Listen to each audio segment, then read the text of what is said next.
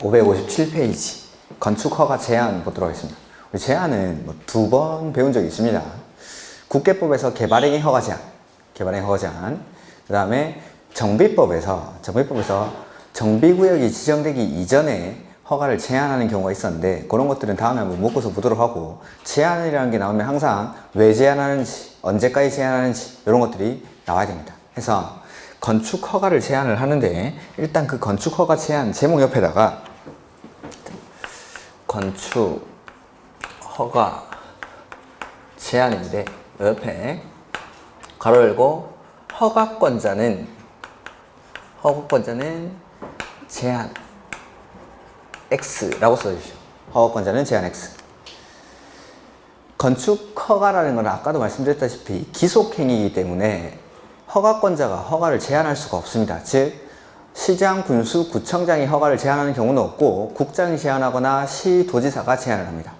국장이나 시도지사가. 그래서 첫 번째는 국장이 제한하는 경우가 나오고, 그 다음에 시도지사가 제한하는 경우가 있는데, 국장은 첫 번째 국토 관리를 위해서 특히 필요하다고 인정하거나, 두 번째는 주무부 장관의 요청이 있을 때, 이럴 때는 건축 허가나 허가받은 건축물의 착공을 제한할 수가 있습니다. 그 다음에 시도지사는 지역 계획이나 도시, 군 계획상 특히 필요하다고 인정할 때 허가권자의 허가나 허가받은 건축물의 착공을 제한할 수가 있다라는 거. 그 다음에 이 시도지사가 시장, 군수, 구청장의 허가를 제한을 했을 때 N은 즉시 국장한테 보고를 해줘야 됩니다. 보고를. 그 다음에 이 보고를 받은 국장이 제한 내용이 지나치다고 인정하는 경우에는 해제를 명할 수 있다라는 거. 이런 것들이 건축 허가 제한. 그 다음에 이러한 사유가 있을 때 허가를 제한하는데, 역시 이제 이 제한도 허가를 안 해주겠다라는 게 아니라 이러한 사유가 있으니까 일정 기간 동안만 권리 행사를 제한해 놓는 겁니다. 그래서 언제까지 제한하냐라는 게 나오는데, 여기서는 2년 동안 제한하고 한 차례 1년의 범위 안에서 연장을 합니다. 2년 플러스 1년 기간은. 자, 보면 맨 처음에 1번에 국장의 제한이 나오죠. 국장은 국토관리를 위해서 특히 필요하다고 인정하거나 주무부 장관의 요청하면 허가권자의 허가나 허가받은 건축물의 착공을 제한할 수 있다. 이렇게. 그 다음에 두 번째, 특별시장, 광역시장, 도지사, 시도지사죠. 시도지사는 지역계획이나 도시군 계획상 특히 필요하다고 인정되면 시장, 군수, 구청장의 허가나 허가받은 건축물의 착공을 제한할 수 있다. 그 다음에 2번에 시도지사가 시장, 군수, 구청장의 허가나 허가받은 건축물의 착공을 제한하는 경우에는 밑줄 즉시 국장에게 하여하며, 보고를 받은 국장은 제한 내용이 지나치다고 인정하면 해제를 명할 수 있다. 밑줄 아시면서 해제를 명할 수 있다.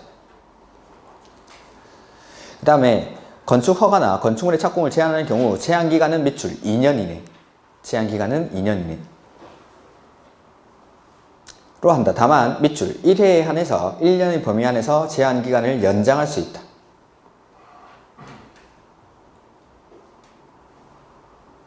그 다음에 제한하고 나면 통보해주고 공고한다 이런 것들은 참고로 보시면 되겠고, 그 다음에 3번에 국장, 시도지사는 건축 허가나 허가받은 건축물의 착공을 제한하는 경우에는 주민의 의견을 청취한 후 심의를 거쳐야 한다. 역시 여기서도 심의 거쳐서 제한을 합니다. 그 다음에 건축 허가의 취소라는 게 나오는데, 자, 우리 아까 사전 결정을 받죠. 입지 규모 사전 결정 받고 나서 허가 신청은 얼마나 했습니까? 2년 안에 허가 신청 안 하면은 사전 결정 이거 어떻게 하던가요? 효력이 상실된다. 실효됩니다. 그 다음에 허가 받고 나면은 이제 착공을 하고, 착공할 때는 공사 계획을 신고해 줍니다. 이런 것들. 자, 허가 받고 나서 착공은 원칙은 2년 안에 합니다. 2년 안에. 근데 공장은 3년 안에. 이렇게. 그리고 이 2년의 착공 기간은 정당한 사유가 있을 때는 1년의 범위 안에서 연장이 가능합니다. 이렇게. 근데 아까 신고 대상 건축물은 신고하고 나서 얼마 안에 착공하던가요? 1년. 1년. 안에 신고하고 나서 1년 안에 착공 안 하면 신고 어떻게 했습니까? 효력이 상실. 그러니까 사전 결정은 결정받고 나서 2년 안에 허가 신청해야 되고 신고는 1년 안에 착공 신고를 해야 되는데 2년 안에 허가 신청을 안 하거나 1년 신고하고 나서 1년 안에 착공을 안 하면은 사전 결정이나 신고의 효력은 상실됩니다. 근데 허가 같은 경우에는 2년 안에 착공을 안 하면 허가를 취소하여야 한답니다. 허가를 취소하여야 한다. 이렇게 해서 보면은 허가권자는 건축 허가를 받은 자가 다음의 어느 하나에 해당하면 허가를 밑줄 취소하여야 한다. 허가를 취소하여야 한다. 다만 다음 1에 해당하는 경우로서 정당한 사유가 있다고 인정되면 밑줄 1년의 범위에서 착수기간을 연장할 수 있다. 그래서 그 2년의 착공기간을 1년의 범위 안에서 연장이 하는 게 가능합니다. 그래서 1번에 허가받은 날로부터 원칙 얼마? 2년. 근데 가로 안에 공장은 3년 이내에 착수하지 아니하면 허가를 어떻게 하죠? 취소하여야 한다. 취소하여야 한다. 그 다음에 두 번째, 착공기간 안에 착공은 했는데 밑줄 공사 완료가 불가능. 그 다음에 세 번째, 착공 신고 전에 경공매 등으로 건축주가 대지의 소유권을 상실한 때부터 6개월이 경과한 이후에 밑줄 공사의 착수가 불가능. 그러니까 자, 우리 아까 할까 말까 하다가 넘어왔는데 허가를 신청할 때는 소유권을 100% 확보를 하는 게 원칙인데 소유권을 100% 확보하지 않아도 허가를 받을 수 있는 경우가 있긴 있습니다. 권한을 확보했을 때나 이럴 때. 근데 착공에 들어갈 때는 뭐 소유권이든 권한이든 100%를 확보를 해야 됩니다. 착공에 들어갈 때는. 그러니까 남의 땅에 모래 한 톨도 있으면은 착공을 못 합니다. 근데 이 착공 신고 전에 내가 소유권을 100% 확보했다가 경공매 등으로 소유권을 상실하는 거죠. 그리고 나서 6개월 동안의 소유권을 회복할 기간을 줍니다. 그런데도 불구하고 착공이 불가능하다고 인정할 때는 허가를 어떻게 하죠? 취소하여야 한다. 그래서 필요적 허가 취소 사유가 세 가지가 있죠. 허가 받고 나서 얼마 안에 착공 안 했을 때? 2년. 그 다음에 착공은 했는데 공사 완료가 불가능할 때. 세 번째는 착공 신고 전에 경공매 등으로 소유권을 상실하고 6개월이 경과했는데도 착공이 불가능하다고 인정할 때는 허가를 취소하여야 한다. 요게 주택법에 가면은 똑같은 사유로 취소할 수 있다로 나올 겁니다. 자, 그 다음에 뭐 용도 변경은 아까 했던 거죠. 용도 변경 다음 페이지에. 그 다음에 가설건축 571페이지 가설건축물이라는 게 나옵니다. 가설건축물에는 여기 가설건축물에는 허가받고 짓는 가설건축물이 있고 신고하고 짓는 가설건축물이 있습니다. 그 중에서 첫 번째 허가대상 가설건축물이 나오죠. 허가대상 가설건축물은 우리가 배웠습니다. 이거 네가 언제 가르쳤나 하겠지만 배웠죠. 자, 도시군 계획시설에 대해서 관리계 결정이 있고 나서 2년 내에 사업에 착수가 없는 경우 중에서 첫 번째, 단계별 집행계획이 수립이 아예 안 돼 있을 때. 두 번째는 1단계 집행계획에 포함이 안 돼 있을 때. 이럴 때는 이 토지를 롤립니까? 활용을 합니까? 활용을 하죠. 어떻게 활용하죠, 이거? 비실이. 그렇죠. 이게 비실이. 그러니까 관리계획 결정이 있고 나서 2년 안에 사업에 착수가 없는 경우 중에서 첫 번째, 단계별 집행계획이 아예 수립이 안 돼 있거나 내지는 1단계 집행계획에 포함이 안 돼 있을 때는 사업할 때까지 이 토지를 쓰게 해줍니다. 다만 나중에 여기는 도로 만들고 학교 만들고 해야 되니까 철거가 용이한 비실비실한 것들 지어서 활용을 하죠. 그 비실이 중에 첫 번째가 뭐죠? 가설건축물. 여기 나오는 이 가설건축물이 바로 허가대상 가설건축물입니다.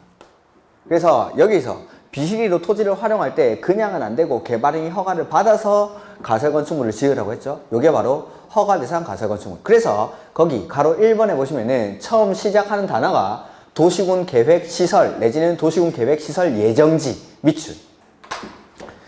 이 도시군 계획시설 부지에서 설치하는 가설건축물이 바로 허가대상 가설건축물이기 때문에 거기 보면은 도시군 계획시설, 도시군 계획시설 예정지에서 설치하는 가설건축물이라는 말이 나오면 아, 이거 허가대상 가설건축물이구나 라고 생각하시면 됩니다.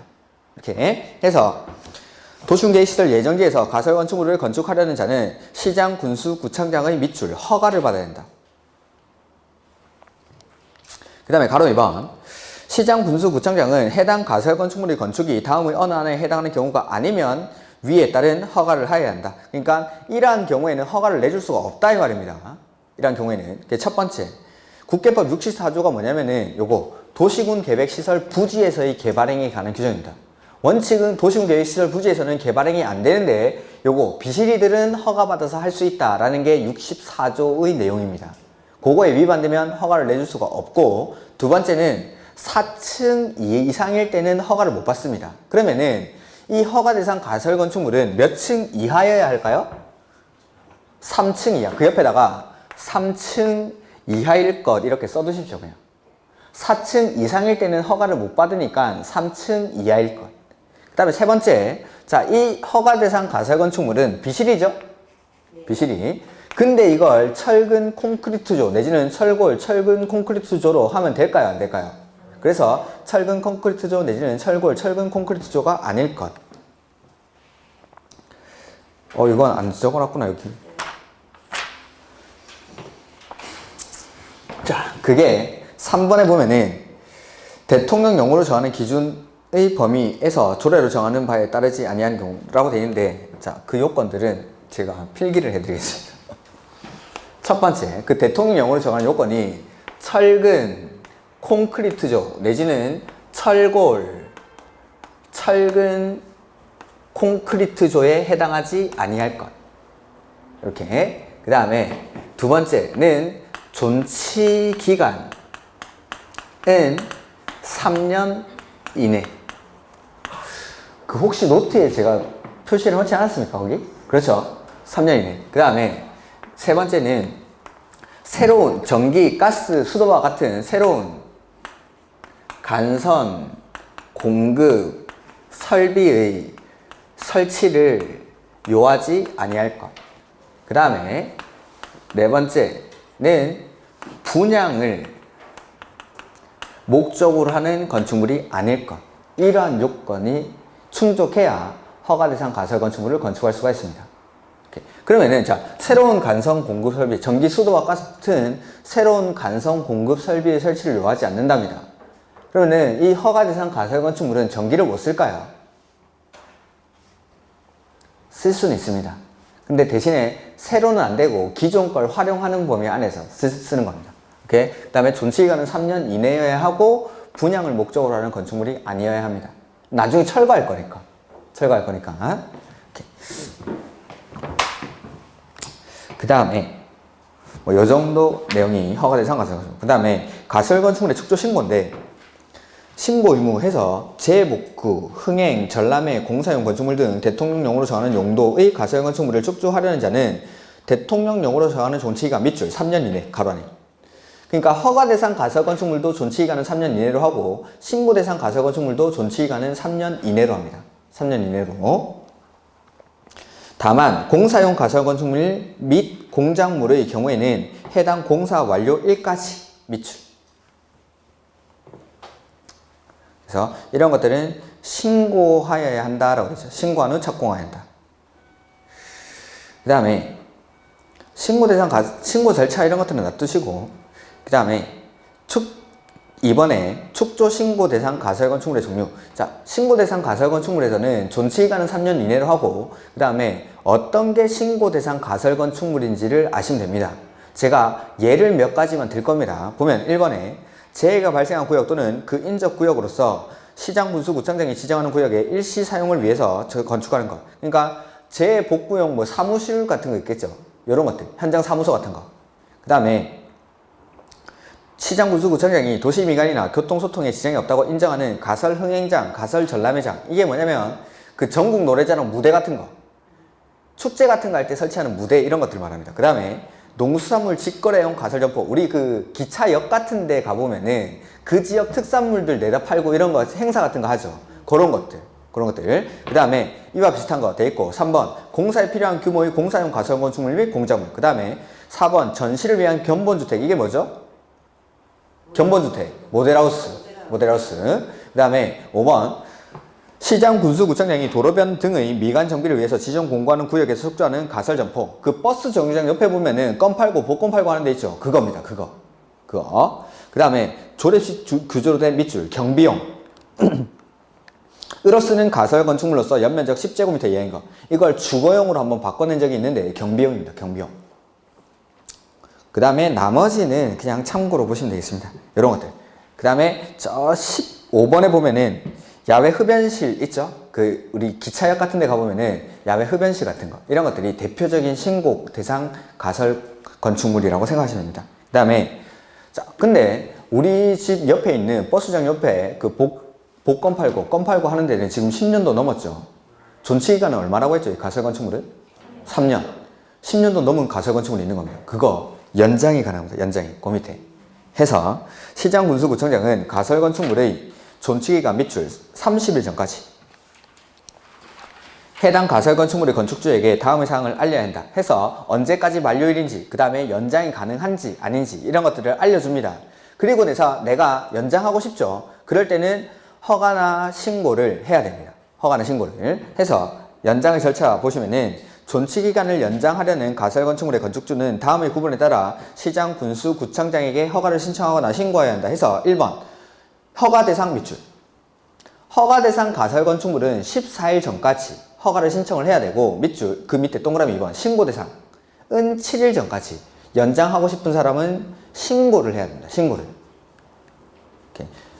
그 다음에 연장 의제라는 게 나오는데 다음의 요건을 모두 충족하는 가설 건축물로서 건축주가 가로 이 구분에 따른 기간까지 시장, 군수, 구청장에게 그 존치기간을 밑줄 연장을 원하지 않는다는 사실을 통지하지 아니하는 경우 에는 기존 가설 건축물과 동일한 기간으로 밑줄 존치기간을 연장한 것으로 본다. 자, 이 밑에 있는 시설물들은 내가 더 이상 연장하지 않겠습니다 라고 말하지 않는 한 자동으로 연장이 된다 이 말입니다. 그래서 박스 안에 1번만 그 1번의 기읍 공장에 설치한 가설 건축물 요것만 기억하십시오. 공장에 설치한 가설 건축물은 존치기간 만료 14일 7일 전까지 신고를 해야 되는데 내가 그 기간 안에 더 이상 연장하지 않겠습니다 라고 하지 않는 한 자동으로 그 전의 존치기간이랑 똑같이 연장이 된 것으로 보겠다라는 거. 이렇게. 그 다음에 4번, 5번 이런 것들은 보지 마십시오. 그 다음에 건축물의 건축 절차가 나오죠. 자, 설계는 자 1번 설계인데 건축 허가를 받아야 하거나 건축 신고를 해야 하는 건축물 또는 리모델링하는 건축물의 건축 등을 위한 설계는 원칙은 건축사가 아니면 못합니다. 이게 원칙.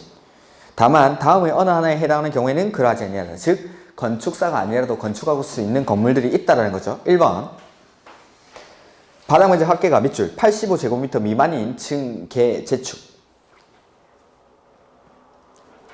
그 다음에 2번에 2미, 3미에 해당하는 대수선. 이거는 건축사가 아니라도 설계가 가능합니다. 요 2번이 시험에 한번 나온 적이 있는데 뭐 정답이랑 관계가 없었지만 시험에 나온 적이 있습니다. 그래서 85제곱미터 미만의 층계 재축이라든지 2미, 3미에 해당하는 대수선 이런 것들은 건축사가 아니라도 설계를 할 수가 있습니다. 그 다음에 설계도서의 작성 기준 이런 것들은 보지 마시고 그 다음에 착공신고인데 자 건물을 착공하려고 할 때는 신고를 해줘야 돼요. 공사 계획을. 신고를 해야 허가권자가 2년 안에 착공하는구나 라는 걸 알 수 있으니까. 그래서 자 착공 신고의 대상이 되는 게 세 가지가 있습니다. 세 가지가. 자, 우리 규제에 보면은 건물의 종류에는 허가 대상 건축물, 신고 대상 건축물, 협의 대상 건축물, 그 다음에 이 가설 건축물에 허가 대상 가설 건축물, 신고 대상 가설 건축물 이렇게 5가지가 있죠. 그 중에서 딱 3가지. 착공 신고의 대상이 되는 거는 첫 번째 허가 대상, 두 번째는 신고 대상 건축물 이랑 세 번째는 허가 대상 가설 건축물. 요 3가지가 착공 신고의 대상입니다. 그 다음에 착공 신고하고 나서 공사가 완료되고 나면은 사용 승인을 받겠죠. 이 사용 승인의 대상도 착공 신고의 대상이랑 동일합니다. 요 3가지.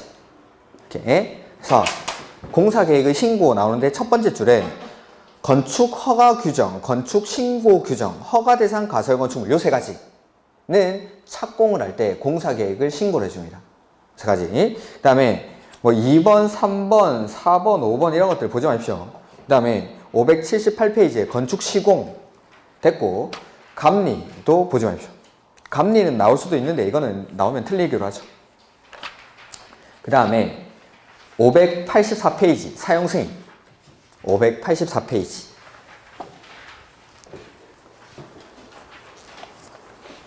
자, 사용 승인 대상도 요 착공 신고 대상이랑 똑같죠? 첫 번째 줄에 허가 신고 대상 건축물 내지는 허가 대상 가설 건축물, 이런 것들은 사용 승인 봐야 됩니다. 아까 우리 협의 대상 건축물은 사용 승인에 관한 규정을 준용하지 않고 공사 끝나고 나오면 뭐 하던가요?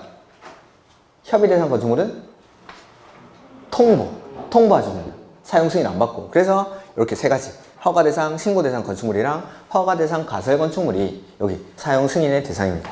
이렇게. 그 다음에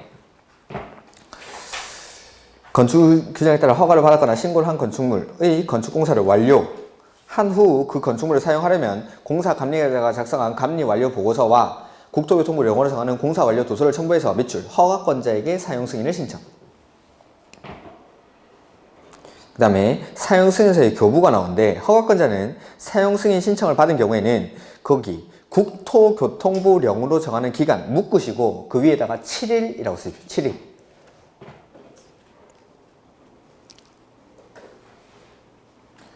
그러니까 건축주가 공사 끝나고 나서 허가권자한테 사용 승인을 신청하죠. 그러면은 이 허가권자는 7일 안에 사용 승인을 내어주기 위한 검사를 실시를 해야 됩니다. 검사를 7일 안에. 7일. 그 다음에 건축물의 사용. 건축주는 그 3번에 바로 내려오면 됩니다. 건축주는 사용 승인을 받은 후가 아니면 건축물을 사용하거나 사용하게 할 수 없다. 다만 다음의 어느 하나에 해당하는 경우에는 그러하지 아니하다 해서 1번. 자, 법령에서 정한 기간 안에 사용 승인서를 교부하지 않죠. 그럼 그냥 쓰면 됩니다. 내가 사용 승인을 신청했는데 법령에서 정한 기간 안에 사용 승인서를 교부하지 않았을 때는 그냥 쓰면 되고, 두 번째는 맨 마지막에 임시로 사용 승인을 한 경우, 즉 요게 바로 임시 사용 승인입니다. 임시 사용 승인. 이렇게 해서 4번, 5번은 굳이 안 보셔도 되겠고 6번에 임시 사용 승인 보시죠. 585페이지 맨 밑에. 건축주는 사용 승인서를 받기 전에 공사가 완료된 부분에 대해서 임시 사용의 승인을 받으려는 경우에는 임시 사용 승인서를 임시 사용 승인 신청서를 허가권자에게 제출해야 한다. 해서 가로 2번. 허가권자는 신청서를 접수한 경우에는 공사가 완료된 부분이 기준에 적합한 경우에만 임시 사용 승인을 할 수 있으며 식수 등 조경에 필요한 조치를 하기에 부적합한 시기에 건축공사가 완료된 건축물은 허가권자가 지정하는 시기까지 식수 등 조경에 필요한 조치를 할 것을 밑줄 조건으로 임시 사용 승인을 할 수 있다. 조건을 붙여서 임시 사용 승인을 할 수도 있다는 거. 그 다음에 임시 사용 승인 기간은 거기 2년 동그라미. 맨 마지막에 연장할 수 있다 밑줄. 임시 사용 승인 기간은 원칙 2년으로 하고 이 기간을 연장할 수 있습니다. 연장. 그 다음에 기타 사항은 보지 마십시오. 어디까지냐면 591페이지까지 안 보셔도 되겠습니다. 591페이지까지. 그래서 건축의 절차에서는 요거 착공 신고 대상이랑 사용 승인 며칠 안에 해주죠? 7일 안에 사용 승인을 위한 검사를 실시합니다. 이렇게. 그리고 사용 승인 받고 나서 건물 써야 되는데 사용 승인을 받지 않더라도 법령이 정한 기간 안에 사용 승인서를 교부하지 않거나 임시 사용 승인을 받은 경우에는 건물을 사용할 수 있다라는 거. 임시 사용 승인 기간은 2년. 연장은 가능하죠. 이렇게. 자, 요까지가 건물이 지어지는 절차입니다. 그 다음에 이제 우리 여기 해야겠죠. 여기. 자, 이제 실제로 건물을 지어보는 겁니다. 그래서 건물이 지어지기 위한 대지는 어떠한 요건을 갖춰야 되는지, 그 다음에 도로는 뭔지, 그 다음에 건축선에 관련된 내용들 이렇게 해서 592페이지 맨 앞에 대지의 안전이 나오죠. 건물이 지어지기 위한 대지는 이러한 요건을 갖춰야 한다라는 내용입니다. 해서 보면은 저 대지는 인접한 밑줄 도로면보다 낮으면 안 됩니다. 인접한 대지보다 낮으면 안 되는 게 아니라 인접한 도로면보다 낮으면 안 됩니다. 물에 잠길 수 있으니까. 그래서 물에 잠겨도 괜찮은 토지는 낮아도 됩니다. 해서 다만 대지의 배수에 지장이 없거나 건축물의 용도상 방습이 필요가 없는 경우에는 낮아도 된다 라고 되어 있죠. 그 다음에 습지 매립지. 습지, 물이 나올 우려가 많은 토지, 쓰레기 그 밖에 이와 유사한 것으로 매립된 토지는 지반이 약하니까 건축물을 건축하는 경우에는 성토, 지반 개량 등 필요한 조치를 해야 한다. 그 다음에 대지에는 빗물과 오수를 배출하거나 처리하기 위해서 필요한 하수관, 하수구, 저수 탱크 그 밖에 이와 유사한 시설을 하여야 한다. 그 다음에 옹벽 등에 설치인데 손괴의 우려가 있는 토지에 대지를 조성하려면 국토교통부 용어로 정하는 바에 따라 옹벽을 설치하거나 그 밖에 필요한 조치를 하여야 한다. 이것도 좀 내용이 더 있어야 되긴 한데, 자, 조금만 추가적으로 말씀드리면은, 옹벽을 설치하려면은, 이 경사도가, 손괴 우려가 있는 토지의 경사도가 1대 1.5 이상이고, 이 높이가 1m 이상일 때는 요 앞에다가 옹벽을 설치합니다. 경사도가 1대 1.5 이상으로서 높이가 1m 이상일 때, 이렇게 1대 1.5 이상으로 높이가 1m 이상일 때, 그 다음에 이 옹벽의 높이가 2m 이상일 때는 이 옹벽을 콘크리트로 해야 된다. 콘크리트로. 요거까지는 시험에 안 나왔고, 자, 시험에 나온 건 뭐냐면은, 굳이 쓸 필요는 없습니다. 옹벽의 외벽면에는 뭐가 튀어나와 버리면은 사람들이 가다가 다칠 수 있겠죠. 그래서 밖으로 뭐 나오면 안 됩니다. 대신에 나올 수 있는 거는 지지를 위한 시설이나 배수를 위한 시설물 외의 구조물은 옹벽 외벽면으로 튀어 나오지 아니하게 할 것? 요게 시험 문제에 나왔던 거. 요거는 기출 지문에 있을 거니까 그때 한번 보여드리겠습니다. 그러니까 옹벽면 밖으로 튀어나올 수 있는 거는 지지를 위한 시설이나 배수를 위한 시설만 밖으로 튀어나올 수가 있습니다. 이렇게. 그 다음에 이번에 토지의 굴착 부분에 대한 조치 이런 것들은 보지 마십시오. 그 다음에 대지의 조경이 나오죠. 조경. 자, 원칙, 밑줄, 면적이 200제곱미터 이상인 대지에 건축을 하는 건축주는 조경을 해야 됩니다. 원칙적으로. 다만 조경이 필요하지 아니한 건축물로서 대통령령이 정하는 건축물에 대해서는 조경 등의 조치를 하지 아니할 수 있으며 옥상 조경 등은 대통령령으로 따로 기준을 정하는 경우에 그 기준에 따른다 라고 해서, 자, 예외해서 다음의 어느 하나에 해당하는 건축물에 대해서는 조경 등의 조치를 하지 아니할 수 있다 했죠. 그래서 자, 숫자 나오는 거 일단 제끼고 간단한 것들부터 먼저 하고 숫자 나오는 거는 묶어서 하겠습니다. 1번 녹지지역 밑줄 하시고, 그 다음에 다음 페이지에 9번에 자연환경 보전지역, 농림지역, 관리지역 1번이랑 9번을 묶으면은 녹지, 관리, 농림, 자연환경 보전지역이죠. 다만 지구 단위 계획구역은 제외하고 녹, 관, 농, 자 어떤 데입니까? 이미 조경이 잘 돼 있습니다. 굳이 내가 조경 안 해도 되죠. 그 다음에 자 앞에 페이지에 2번, 3번, 4번은 공장이니까 요거 묶어 두십시오. 좀 이따가 읽고. 그 다음에 5번에 대지에 염분이 함유되어 있죠. 대지에 염분이 함유되어 있는데 나무 심으면 어떻게 되죠? 그렇죠. 그래서 안 합니다. 그 다음에 축사에 나무 심으면 소가 뜯어 먹습니다. 그래서 안 합니다. 그 다음에 7번 20조 1항에 따른 가설건축물이 뭐냐면은 그게 허가대상 가설건축물입니다. 허가대상 가설건축물. 자, 허가대상 가설건축물을 아까 어디다 설치하는 거였죠? 도시군 계획시설 내지는 도시군 계획시설 예정지. 나중에 도로, 철도 같은 거 설치하겠죠? 그때는 이거 철거해야 됩니다. 철거해야 되니까 굳이 안 해도 되겠죠. 이렇게. 그러니까 이유들을 생각하시면 너무나 간단한 겁니다. 그 다음에 물류시설은 제가 좀 이따 설명드릴 거고 10번 보지 마십시오. 자, 앞에 페이지에 공장 있죠. 공장. 2번, 3번, 4번 묶어놓은 거. 첫 번째는 자 안에 짓는 공장의 규모가 어떤지는 모르겠지만 밑줄 면적 5,000제곱미터 미만의 대지. 그러니까 대지 면적이 5,000 미만이죠. 상대적으로 규모가 작은 공장입니다. 이런 것들은 조경을 하지 않습니다. 그 다음에 그 밑에 3번에 연면적 합계가 1,500제곱미터 미만. 이거는 대지 면적이 어떤지는 모르겠지만 그 안에 짓는 공장의 연면적 합계가 1,500제곱미터 미만일 때. 그 다음에 산업단지 안의 공장입니다. 산업단지 안의 공장. 산업단지에서는 그 단지 자체적으로 조경을 하기 때문에 개별 공장으로는 조경을 할 필요가 없다는 의미입니다. 이렇게. 그래서 자 대지 면적은 얼마? 5천 미만. 대지 면적 5천 미만. 그 다음에 연면적 합계는 1,500. 그 다음에 산업단지 안에 있는 공장. 이런 것들은 적용을 하지 않습니다. 다음 페이지. 8번에 물류시설입니다. 물류시설. 8번인데 요거는 연면적 합계가 역시 1,500제곱미터 미만의 물류시설. 근데 그거보다 중요한 게 가로 안에 주거지역, 상업지역에 건축하는 것은 제외. 그러니까 주거지역이나 상업지역에서는 연면적 합계가 1,500제곱미터 미만이라도 조경을 해야 됩니다. 보기 싫으니까 나무로 가리라는 겁니다. 이렇게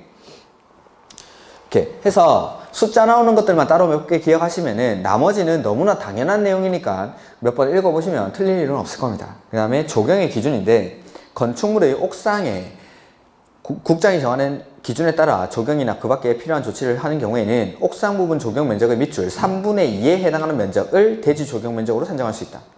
3분의 2. 이 경우 조경 면적으로 산정하는 면적은 조경 면적의 50%를 초과할 수 없다. 자, 무슨 말인지 한번 보죠. 내가 여기 옥상에다가 조경을 합니다. 근데 옥상 면적이 300제곱미터라고 가정을 해보죠. 옥상 전체에다가 나무를 빼곡하게 심어가지고 아예 암호전 밀림을 만들었습니다. 그러면 이 옥상 면적 중에 얼마를 대지 조경 면적으로 산정해주죠? 3분의 2니까 200제곱미터까지. 200제곱미터까지. 근데 이 대지에 내가 조경을 해야 되는 의무 면적이 100제곱미터라고 가정을 해보죠. 그러면은 자, 옥상 조경 면적의 3분의 2까지를 대지 조경 면적으로 산정해 주는데 다만 조경 면적의 얼마를 초과할 수 없죠? 50%를 초과할 수 없죠? 그러니까 최대 200까지 할 수 있지만 여기는 100제곱미터까지 조경을 해야 되니까 이 중에서 50까지만 대지 조경 면적으로 산정해 줍니다. 다른 말로 하면 나머지 50제곱미터는 반드시 땅에다가 나무를 심어야 된다 이 말이죠.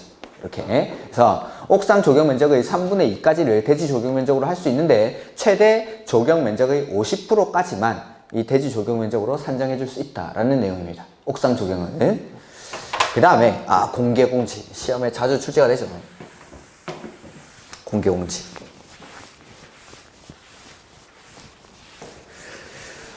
뭐 인문 강의 때 공개공지가 뭔지 뭐 한번 말씀을 드린 것 같긴 한데 공개공지라는 거는 용어를 그대로 뭐 풀이를 해보자면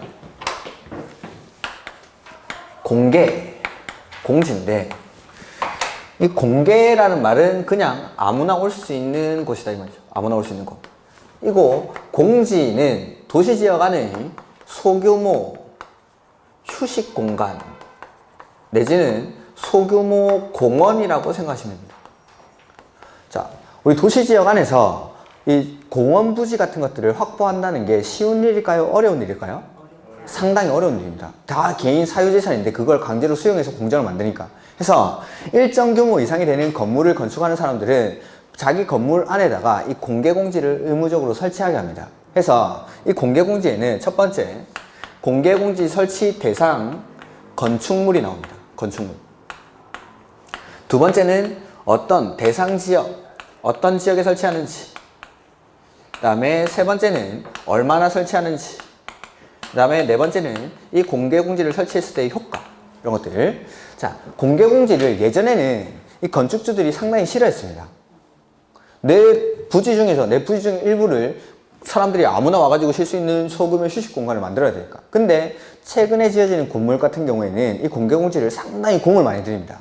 왜냐면은 공개공지를 멋지게 지어놓으면 우리 건물에 요 앞에 벤치라든지 이런 거 멋지게 해놓고 분수대도 만들어 놓고 하면은 우리 동네 사람들이 약속 장소를 정할 때 거기 분수대에서 보자 이렇게 하는 거죠. 분수대에서.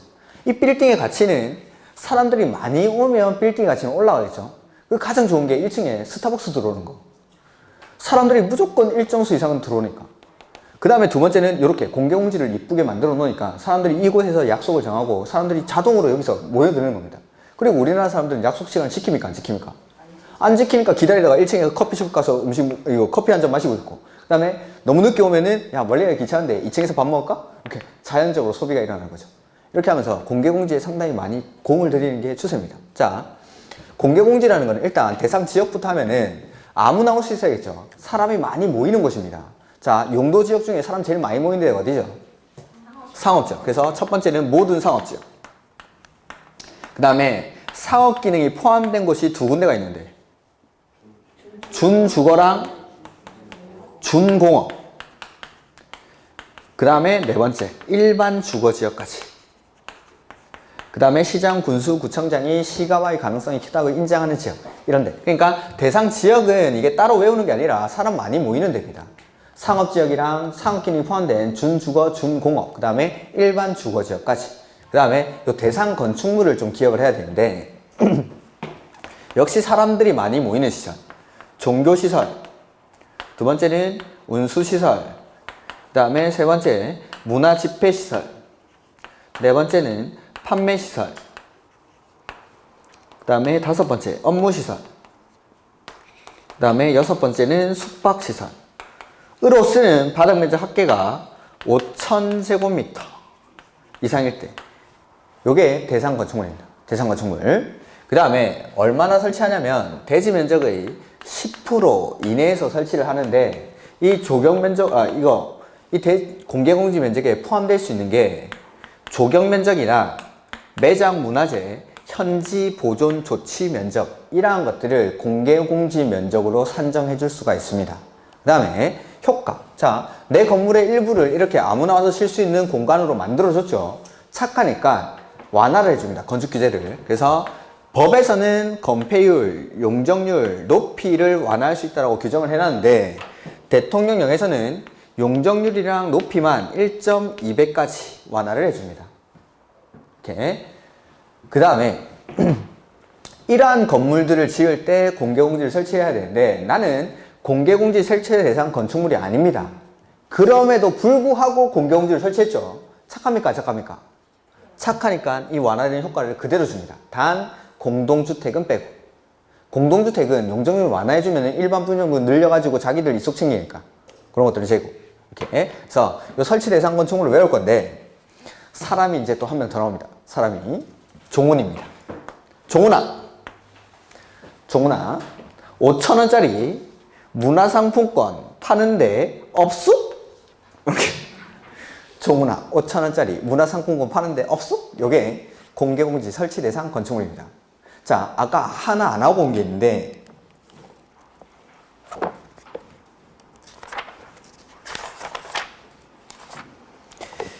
529페이지 한번 볼까요?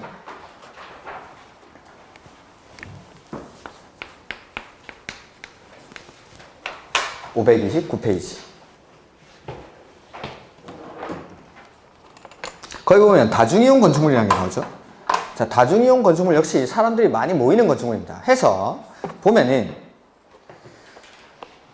다중이용 건축물이랑 다음의 어느 하나에 해당하는 건축물을 한다 해서 1번 다음의 어느 하나에 해당하는 용도로 쓰는 바닥면적 합계가 5,000제곱미터 이상 해서 문화집회시설, 종교시설, 판매시설, 운수시설, 숙박시설, 의료시설, 중종합병원 이렇게. 이것도 종운하 종교 운수 나오죠? 종교 운수? 그 다음에 5,000원짜리 문화상품권 파는데 업숙이 아니라 이건 의숙입니다. 의숙. 의료시설, 중종합병원. 업무시설 대신에 종합병원을 넣어줘야 됩니다. 근데 거기 문화집회시설에 밑줄, 동물원, 식물원은 제외. 자, 이 다중이용 건축물이라는 것들을 규정하는 이유는 뭐냐면은 예전에는 사람들이 많이 모이는 건물에 화재가 발생했을 때는 이 주계단 하나밖에 피난 통로가 없는 겁니다. 그러면 화재가 발생하면은 주계단이라든지 주승강기로 사람들이 모이니까 불에 타 죽는 게 아니라 사람에 깔려 죽는 거죠. 그러면서 사람들이 많이 모이는 건물은 다중이용 건축물로 규제를 하고 비상용 승강기라든지 비상계단 같은 것들을 설치하게끔 하는 겁니다. 근데 동물원, 식물원을 제외하는 이유는 자, 사자, 코끼리, 호랑이, 원숭이, 뭐 타조 뭐 이런 것들 있죠. 사자굴에서 불이 납니다. 사람들 어디로 도망가면 되죠? 사방으로 흩어지면 됩니다. 동물원이나 식물원 같은 데서는. 그래서 대피의 위험이 없기 때문에 동물원, 식물원들은 제외합니다. 이렇게. 그 다음에 16층 이상인 건축물은 싹 다 다중이용 건축물입니다. 거기 2번에 16층 이상인 건축물. 그래서 공개공지 설치 대상 건축물은 종문화 5,000원짜리 문화상품권 파는데 없어? 그 다음에 다중이용 건축물은 종문화 5,000원짜리 문화상품권 파는데 의숙? 이렇게.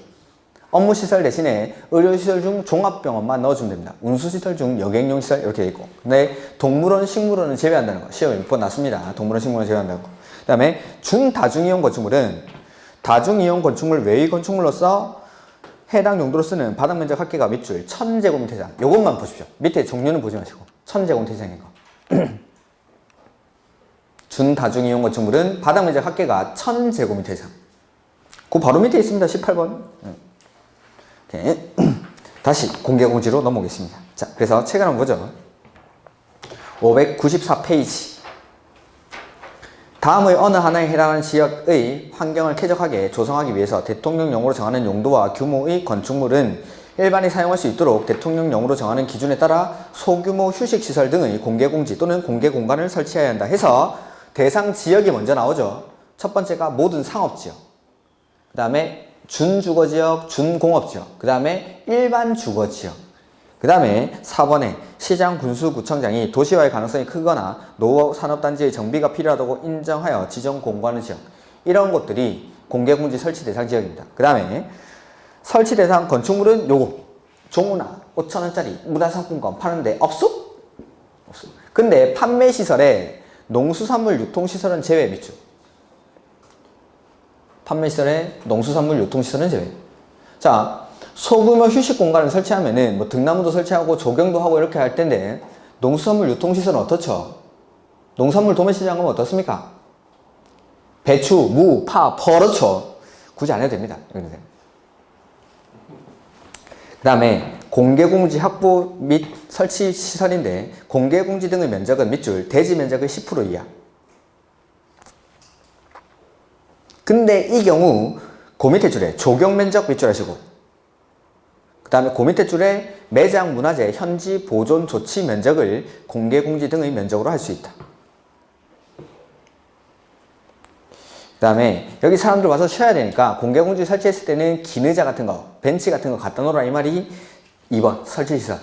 그 다음에 건축 기준에 맞아. 자, 공개공지를 설치를 하면은 건축 기준, 건폐율, 용적률 높이 등을 완화를 해주는데 법에서는 건폐율, 용적률 높이를 완화할 수 있다고 되어 있고 대통령령에 가면 용적률이랑 높이만 얼마까지? 네, 박스 안에 1.2배까지 완화해 줍니다. 1.2배까지. 그 다음에 5번에 공개공지 설치 대상이 아닌 건축물에 대한 준용이죠. 자, 종우나 5,000원짜리 문화상품권 파는데 업숙이 아님에도 불구하고 공개공지를 설치했을 때는 여기 완화되는 규정을 그대로 준용을 해줍니다. 거기에 대해서도. 다만 거기 밑에서 두 번째 줄 공동주택은 제외. 거기 밑줄 공동주택은 제외.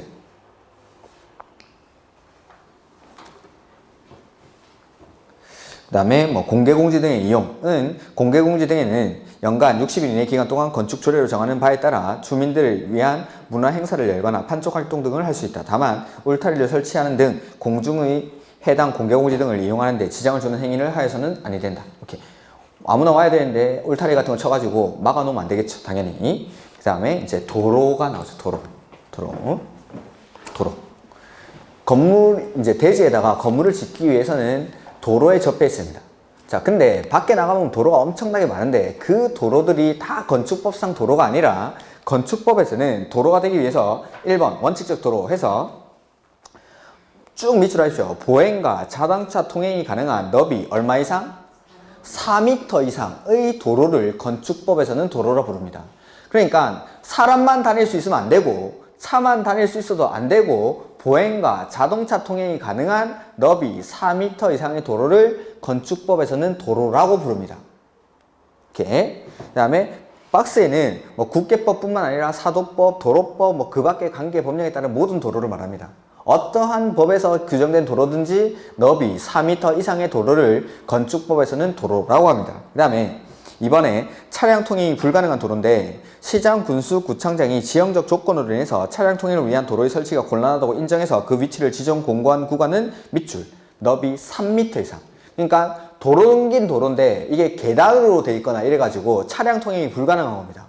그런 도로는 폭이 얼마 이상이면 되죠? 3m 이상이면 됩니다. 원칙은 4m 이상인데 차량 통행이 불가능한 도로는 너비 3m 이상. 그 다음 페이지 막다른 도로가 나오죠. 막다른 도로. 이 막다른 도로는 도로의 길이가 도로의 너비를 결정합니다. 도로의 길이가. 해서 자, 막다른 도로의 길이가 각각 10m 미만, 35m 미만, 35m 이상일 때 이 폭은 각각 2m, 3m, 6m. 그래서 막다른 도로의 길이가 10m 미만, 35m 미만, 35m 이상일 때 폭은 2, 3은 6, 10, 35, 35 이상, 2, 3은 6, 10, 35, 35 이상, 2, 3은 6. 여기는 10m 미만, 35m 미만, 35m 이상이죠. 그래서 10, 35, 35 이상, 2, 3은 6, 10, 35, 35 이상, 2, 3은 6. 이렇게. 그래서 막다른 도로는 도로의 길이가 도로의 너비를 결정합니다. 이렇게. 자, 건축법에서 도로가 되기 위해서는 원칙, 폭이 얼마 이상 해야 되죠? 4m 이상. 근데 차량 통행이 불가능한 곳에서는 3m. 막다른 도로는 도로의 길이가 각각 10m 미만, 35m 미만, 35m 이상일 때 폭은 2, 3은 6, 2, 3은 6 이렇게. 그 다음에 도로의 지정, 폐지, 변경. 자, 공통점은 도로를 지정하거나 폐지하거나 변경할 때 싹 다 동의를 받아야 됩니다. 동의를. 그래서 허가권자는 자, 맨 처음에 1번에 지정이죠. 지정의 밑줄. 허가권자는 도로의 위치를 지정 공고하려면 그 도로에 대한 이해관계인의 동의를 받아야 한다. 밑줄. 다만 다음의 어느 하나에 해당하면 동의를 받지 아니하고 밑줄. 심의를 거쳐 지정할 수 있다. 그래서 도로를 지정하려고 할 때는 원칙 이해관계인의 동의를 받아야 되는데 다음의 어느 하나에 해당하면 동의를 받지 아니하고 도로를 지정할 수가 있습니다. 그래서 이 지정할 때 이해관계인은 소유자라고 했죠. 그래서 이 사람이 멀리 나가 있습니다. 해외 거주. 내지는 2번은 그 지역 주민들이 오랜 기간 동안 이미 통로로 이용하고 있는 겁니다. 그럴 때는 이해관계인의 동의 없이 도로를 지정할 수가 있습니다. 근데 이번에 폐지 변경 밑줄. 허가권자는 지정한 도로를 폐지하거나 변경하려면 그 도로에 대한 이해관계인의 밑줄, 동의를 받아야 한다. 여기는 예외적으로 동의를 안 받는 경우가 있습니까? 없습니까? 없어요. 없죠. 그게 차이점입니다. 지정할 때는 지정하거나 폐지하거나 변경할 때 원칙은 동의 받아야 됩니다. 근데 지정할 때는 예외적으로 동의를 안 받는 경우가 있는데 폐지하거나 변경할 때는 무조건 동의를 받아야 됩니다. 폐지하거나 변경할 때 이해관계인이 누구라고 했죠 아까? 고라니, 멧돼지, 오소리 그 도로를 이용하는 사람들. 이용하는 사람들한테 동의를 못 받을 이유는 없죠. 그래서 폐지하거나 변경할 때는 반드시 동의를 받아야 됩니다. 이렇게 그게 차이죠. 도로관리회장 이런 것들은 됐고 대지와 도로의 관계. 자, 대지는 도로에 얼마 이상 접해야 됩니까? 거기 2m 이상 밑줄. 해서 여기 도로가 있으면은 대지가 이런 모양으로 생겼다라고 가정한다면 이 도로에 접하는 부분, 이 도로에 접하는 부분이 2m 이상이어야 합니다. 그러면 아까 도로의 폭이랑 합쳐서 읽어보면은 이 원칙 대지는 폭 얼마 이상? 4m 이상의 도로에 얼마 이상 접해야 되죠? 2m 이상 접해 있는 게 원칙. 근데 이 앞에 있는 도로가 차량 통행이 불가능한 도로일 때는 3m, 막다른 도로일 때는 10m 미만, 35m 미만, 35m 이상일 때 각각 2m, 3m, 6m 이런 도로에 2m 이상 접하라 라는 겁니다. 이게 대지와 도로와의 관계. 근데 예외. 다음의 경우에는 그러하지 아니하다 해서 자, 도로에 접해야 되는 이유는 이 대지 안에 있는 건물에 출입하기 위해서 도로에 접하라는 겁니다. 근데 출입에 지장이 없을 때는 접하지 않아도 관계없습니다. 1번. 두 번째, 이 주변에 허가권자가 인정한 공지가 있는 거죠. 사람 공중의 통행이 가능한 허가권자가 인정한 공지가 있을 때는 그 공지로 다니면 되니까. 허가권자가 인정한 공지가 있는 경우 밑줄. 세 번째, 농막입니다. 농막. 자, 원칙 대지는 도로에 2m 이상 접해야 되는데 건물의 출입에 지장이 없거나 허가권자가 인정한 공지가 있는 경우. 세 번째는 농막의 경우에는 도로에 접하지 않아도 관계가 없습니다. 이렇게. 그 다음에 기준의 강화. 연매장 합계가 밑줄 2000제곱미터, 공장은 3000제곱미터. 좀 건물이 크죠? 이런 큰 건물들은 더 넓은 도로에 더 많이 접해야 됩니다. 그래서 폭 4m 이상, 폭 6m 이상의 도로에 4m 이상 접할 것을 요건을 합니다. 아까 원칙은 4m 이상의 도로에 2m 이상 접하면 되는데 연면적이 2000제곱미터 이상, 공장의 3000제곱미터 이상인 큰 건물들은 폭 6m 이상의 도로에 4m 이상 접할 것을 요건으로 합니다. 이게 대지와 도로와의 관계. 대지와 도로와의 관계. 그 다음에 건축선이라는 게 나오죠. 여기까지만, 여기까지만. 자, 보면은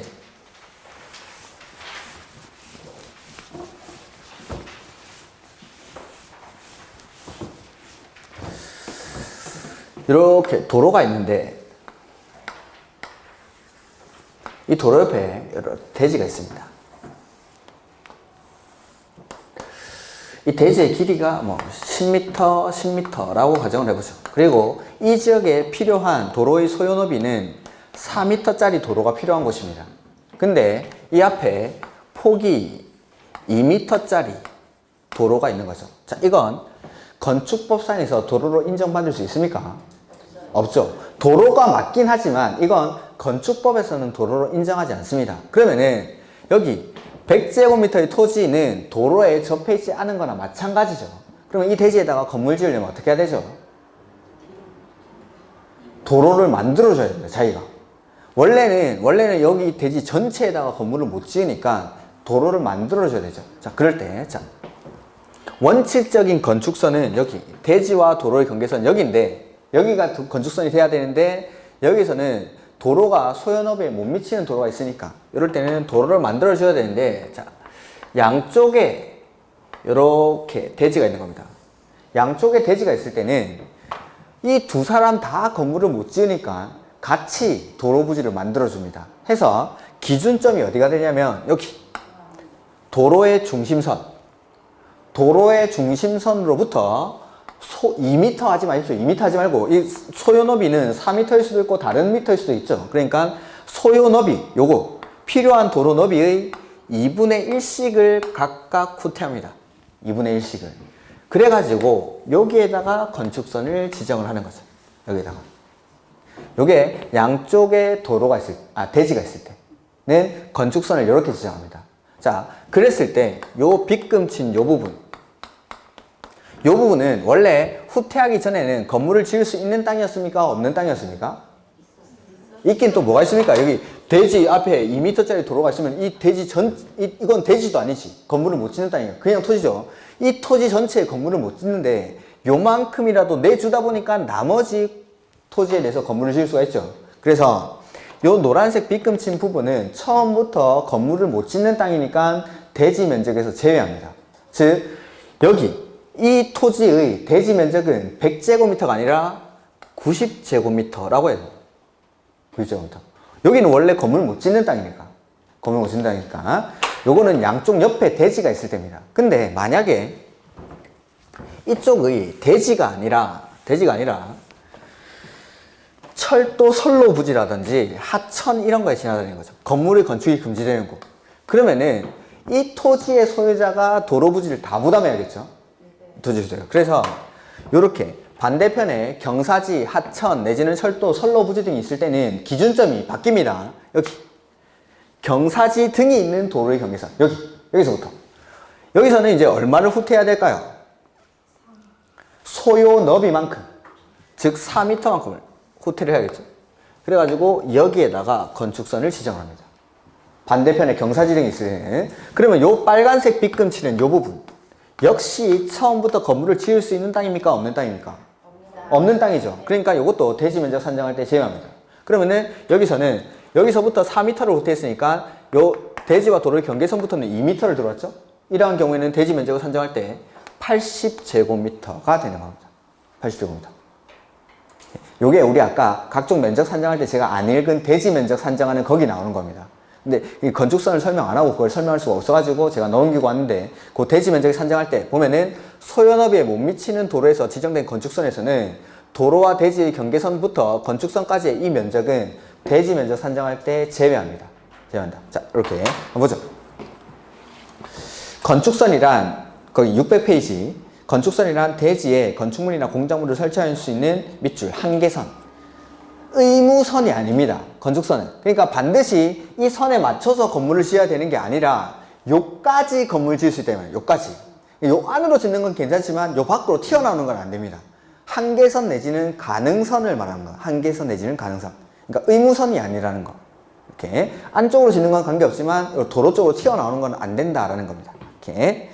그 다음에 목적은 그 밑에 있으니까 한번 읽어보시고. 자, 원칙. 도로와 접한 부분에 건축물을 건축할 수 있는 선은 밑줄, 대지와 도로의 경계선. 이게 원칙. 대지와 도로의 경계선. 이 원칙인데 이번에 소요너비에 미달되는 도로의 건축선이라는 게 나오죠. 소요너비 꼭 4m는 아닙니다. 이거 잘못 써놓은 겁니다. 소요너비는 아까도 말했죠. 원칙은 4m지만 차량 통행이 불가능한 곳에서는 3m, 막다른 도로는 2m, 3m, 6m, 꼭 4m라고 볼 수는 없죠. 못 미치는 너비 도로의 경우에는 그 중심선으로부터, 그러니까 양쪽에 대지가 있을 때는 여기 도로의 중심선으로부터 밑줄, 도로의 중심선으로부터 소요 너비의 2분의 1씩 밑줄, 수평거리를 물러난 선을 건축선으로 하되 그 도로의 반대쪽에 경사지, 하천, 철도, 선로, 부지 그 밖에 이와 유사한 것이 있는 경우에는 밑줄, 경사지 등이 있는 쪽의 도로의 경계선. 그러니까 여기 빨간색 으로부터 얼마만큼? 소요 너비만큼. 소요 너비만큼을 수평거리의 선을 건축선으로 한다라는 거. 이렇게. 그래서 양쪽에 대지가 있을 때는 기준점이 도로의 중심선이 되고 한쪽 편에 경사지, 하천 등이 있을 때는 경사지 등이 있는 도로의 경계선으로부터 소요 너비만큼을 물러난 선을 건축선으로 합니다. 이렇게. 그 다음에 2번 시장, 군수, 구청장이 지정하는 건축선. 요걸 지정건축선이라고 부릅니다. 지정건축선. 자, 여기 도로가 있는데 이 도로의 폭이 20m랍니다. 20m. 충분한 너비의 도로가 있는 거죠. 그리고 요 옆에 대지가 있습니다. 근데 허가권자가 자기 임의대로 요 4m의 범위 안에서 건축선을 후퇴를 시켜버립니다. 그 건축선을 따로 지정을 하는 거죠. 이런 것들을 지정건축선이라고 부릅니다. 이렇게. 자, 보시면은 시장, 군수, 구청장은 시가지 안에서 건축물의 위치나 환경을 정비하기 위해서 필요하다고 인정하면 대통령령으로 정하는 범위에서 건축선을 따로 지정할 수 있다.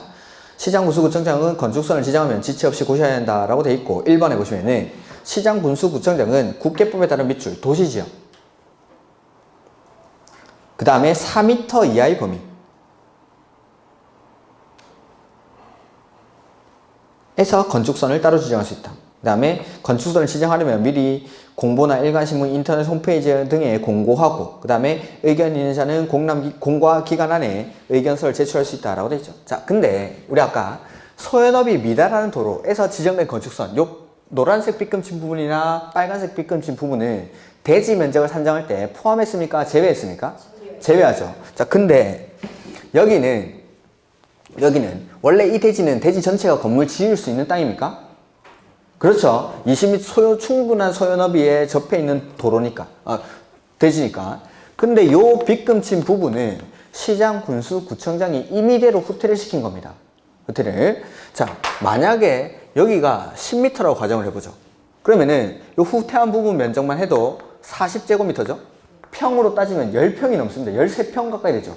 요게 13평이나 되는 거를 도시지역, 상업지역에서 만약에 후퇴를 해가지고 건물 못 짓게 한다. 대지 면적 산정할 때 빼버린다.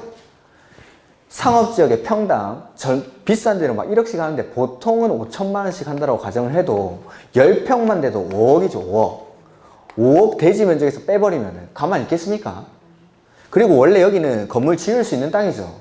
그러니까 이거는 대지 면적 산정할 때 포함합니다. 즉 여기가 만약에 10이다 라고 하면은 4m를 후퇴했다라 하더라도 여기는 대지 면적이 100으로 가정합니다. 이렇게 하면은 나는 건폐율, 용적률로는 전혀 손해를 안 보는 겁니다. 건폐율은 대지 면적 분의 건축 면적, 용적률은 대지 면적 분의 연면적인데 대지 면적이 그대로 있죠. 여기는 대지 면적이 90이나 80으로 줄어드는데 여기는 대지 면적이 100으로 그대로 있으니까 건폐율이 100%는 없지 않습니까? 건폐율이. 어차피 나는 이 대지 전체에다가 건물을 못 짓는 겁니다. 건폐율이 100%는 없으니까. 그래서 요만큼 후퇴하더라도 나머지 공간에 내가 쓸 수 있는 원래의 건폐율이나 용적률을 여기도 다 쓰면 됩니다. 즉 나는 건폐율이나 용적률에 손해를 전혀 안 보는 거죠. 이렇게. 그래서 소연업이 미달하는 도로에서 지정된 건축선에서 요 부분들은 대지 면적을 산정할 때 제외하는데 지정 건축선 요 부분은 대지 면적을 산정할 때 포함을 시킵니다. 그래야 이 대지 소유자들이 손해를 안 보니까. 이렇게. 요게 앞에 아까 대지 면적 산정에 가면은 나올 겁니다. 그래서 다음 페이지 보시면은 거기에 그림에 써져 있죠. 대지 면적 산입한다 라고 돼 있고 그 앞에 그림에서는 대지 면적을 제외한다. 그림에 다 써져 있습니다. 방금 말씀드린 게. 그 다음에 도로 모퉁이에서의 건축선 요거는 가각전제라고 부르는 건데 보지 마십시오. 지금은 안 보셔도 좋습니다. 그 도로 그 원룸촌 같은 데가 보면은 이 도로 모퉁이에 요만큼 깎아가지고 건물 짓는 데가 있습니다. 도로 폭이 너무 좁으면 차량의 회전 반경이 안 나오겠죠. 그런 데서는 요거 돌리다가 빡고 있다. 돌리다가 빡고 있다. 이렇게 하다 보면 교통이 지체가 되니까 도로 모퉁이를 깎아냅니다.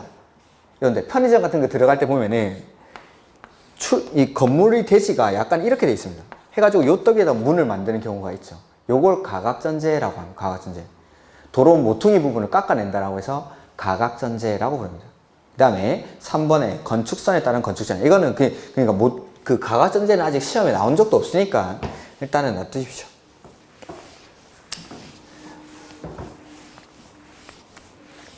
그 다음에 건축선에 따른 건축전인데 건축물과 담장은 밑줄, 건축선의 수직면을 넘어서는 안 된다. 다만 고대에도 밑줄, 지표 아래 부분은 그러하지 아니하다. 자, 내 소유권이 여기까지라고 하죠. 소유권. 그 다음에 여기는 도로입니다. 그 다음에 어떠한 이유인지 모르겠지만은 건축선이 여기 지정이 됐습니다. 건축선이. 그러면은 나는 내 소유권이 여기까지라고 해서 건물을 여기부터 지을 수 있는 건 아니죠.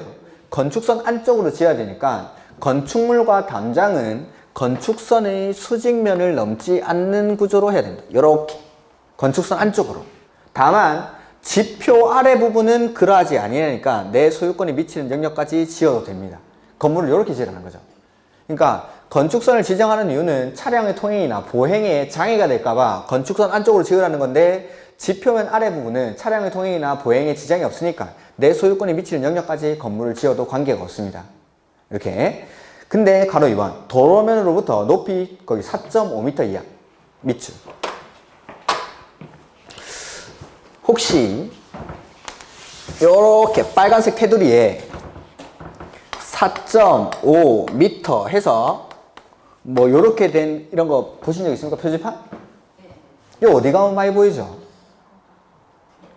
육교나 굴다리 밑에 이 4.5m가 뭐냐면은 우리나라 화물 적재함의 최대 높이입니다.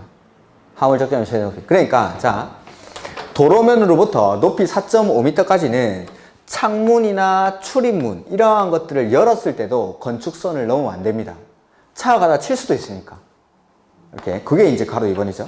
그래서 도로면으로부터 높이 4.5m 이하에 있는 출입구, 창문 그 밖에 이와 유사한 구조물은 열고 닫을 때도 수직면을 넘으면 안 됩니다. 그래서 1층은 당기시오 하면 안 되고 미시오 해야 돼. 미시오.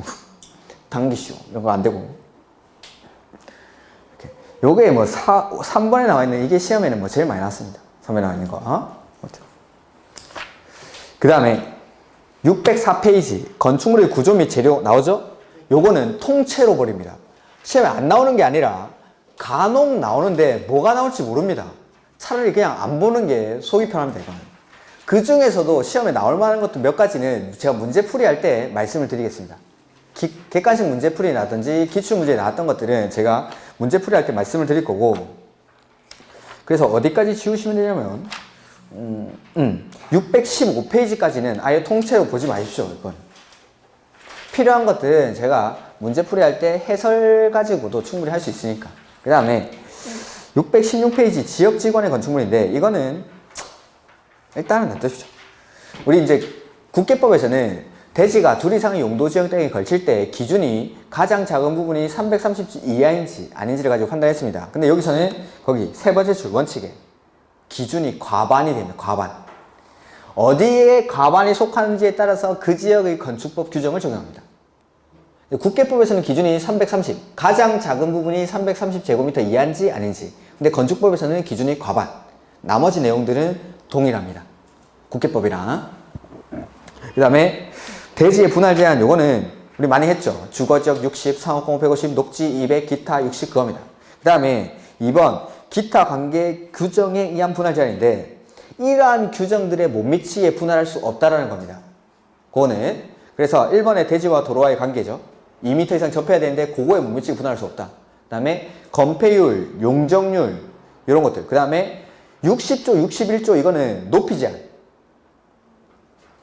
건폐율, 용적률, 높이 기준에 못 미치게 분할할 수 없다라는 겁니다. 이렇게. 그러니까 이런 규정들에 못 미치게 분할할 수 없다. 그 다음에 대지안의 공지 이런 것들은 안 보셔도 되고 조금만 더 하면 되니까 조금만 더 하죠. 조금만. 죄송합니다. 자, 거기 높이 제한이라는 게 나오죠. 높이 제한. 정말 중요한 것만 몇 가지 설명드리겠습니다. 높이 제한. 높이 제한은 크게 일단은 가로구역 안에서의 높이 제한이라는 게 있고 1조 등의 확보를 위한 높이 제한이라는 게 아닙니다. 그 다음에 이 1조권 확보를 위한 높이 제한은 다시 전용 주거지역이나 일반 주거지역에서의 높이 제한이 있고 공동주택에서의 높이 제한 이렇게 나뉩니다. 높이 제한은. 이렇게. 그래서 가로구역 안에서의 높이 제한이 있고 1조 등의 확보를 위한 높이 제한이 있고 그 다음에 1조권 확보를 위한 높이 제한은 요거 전용 주거지역이나 일반 주거지역에서의 높이 제한이 있고 그 다음에 공동주택에서의 높이 제한. 내가 햇빛 받고 살고 싶죠. 그러면은 전용 주거지역이나 일반 주거지역에 살던지 아파트 살면 됩니다. 그러면 1조권 보호를 받을 수가 있습니다. 이렇게. 그 다음에 자 그래서 1번에 가로구역에서의 높이 제한이 나오죠. 허가권자는 밑줄 가로구역 단위로 높이를 지정 공고할 수 있다. 가로구역이라는 거는 길가, 길로, 길가, 길로, 길가, 길로, 가로로, 도로로 둘러싸인 일단의 지역. 요거 별로 높이를 따로 지정할 수가 있습니다. 허가권자가. 그 다음에 다만 시장군수구청장은 가로구역의 높이를 완화할 필요가 있다고 판단되는 대지에 대해서는 심의를 거쳐 높이를 완화하여 적용할 수도 있다라는 거. 그 다음에 고려사항은 안 보셔도 됩니다. 그 다음에 허가권자는 가로구역별 건축물 높이를 지정하려면 밑줄 심의를 거쳐야 합니다. 심의를 거쳐서 가로구역별로 높이를 지정합니다. 그 다음에 4번 허가권자는 같은 가로구역에서 밑줄 건축물의 용도, 형태에 따라 건축물의 높이를 다르게 정할 수 있다. 그 다음에 5번 거기 특별시장, 광역시장 이게 중요합니다. 특별시장, 광역시장. 특별시나 광역시에서만 조례로 정할 수 있다. 시나 구는 안 됩니다. 특별시나 광역시에서만. 그 다음에 1조권 확보를 위한 높이 제한인데 1번 전용 주거지역이나 일반 주거지역이죠. 자, 요거는 자 한번 보죠. 우리 아파트가 여기 있습니다. 그리고 동, 서, 남, 북 이렇게 보죠. 약간의 지구과학 지식이 필요한데 해가 어디서 뜨죠? 그렇죠. 동쪽에서. 해가 동쪽에서 떠가지고 해가 가장 높이 떠 있을 때는 어디에 있습니까?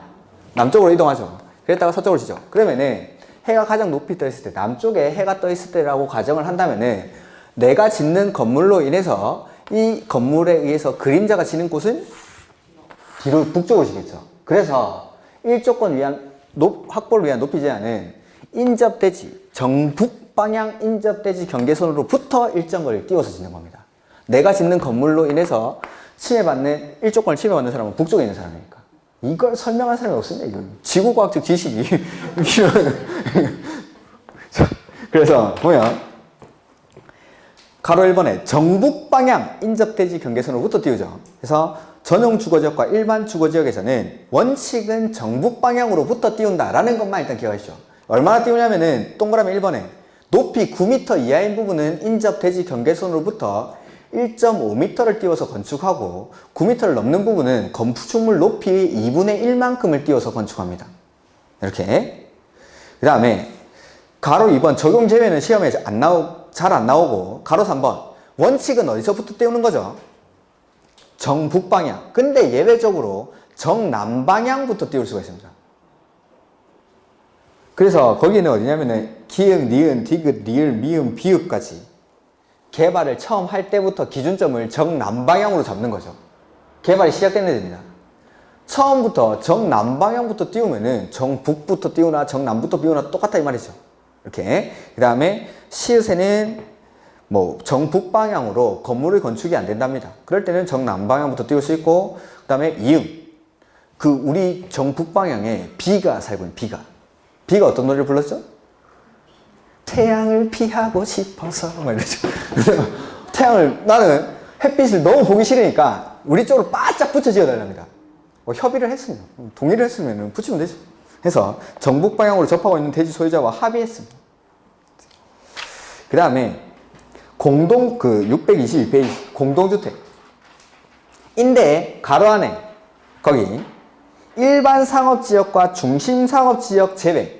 그래서 우리 상업지역에도 아파트 짓긴 짓습니다. 뭐 주상복합이라든지 이런 것들인데 거기 상업지역에 있는 아파트들 보면은 따닥따닥 붙어 있습니다. 일조권 보호를 못 받으니까. 일반 상업지역이나 중심상업지역. 요거는 제외한다는 거. 요것만 보십시오. 다른 건 보지 마시고. 그 다음에 624페이지. 높이 제한의 적용. 이게 제일 많이 나오는 겁니다. 4번. 2층 이하로서 높이 8m 이하인 건축물. 2층 이하로서 높이 8m 이하인 건축물은 일조권 확보를 위한 높이 제한 규정을 적용하지 아니할 수 있다. 요거 하나만 기억하셔도 좋습니다. 요거 하나만. 2층 이하로서 높이 8m 이하인 건축물. 이런 것들. 그 다음에 건축법은 여기까지, 그 다음에 625페이지부터 660페이지까지. 요거는 뒤에 건축협정이나 뭐 결합건축, 특별건축구역 이런 것들이 나오는데 그거는 요약서에서 할 거겠습니다. 요약서에서 하고. 그 다음에 661페이지에 이행강제금. 역시 요거는 X 치면 안 됩니다. 요거는 시험에 나오는데 요것도 요약서에서 문제풀이하면서 문제를 가지고 설명을 드리겠습니다. 여기까지가 건축법. 그 다음에 식사를 하시고 3시부터 주택법을 제가 설명드리겠습니다. 주택법을. 그리고 다음 주에는 아마 제가 농지법부터 진도를 할 겁니다. 농지법 하고 앞으로 나가겠습니다. 다음 주에는. 자, 식사 맛있게 하고 좀 이따 뵙겠습니다.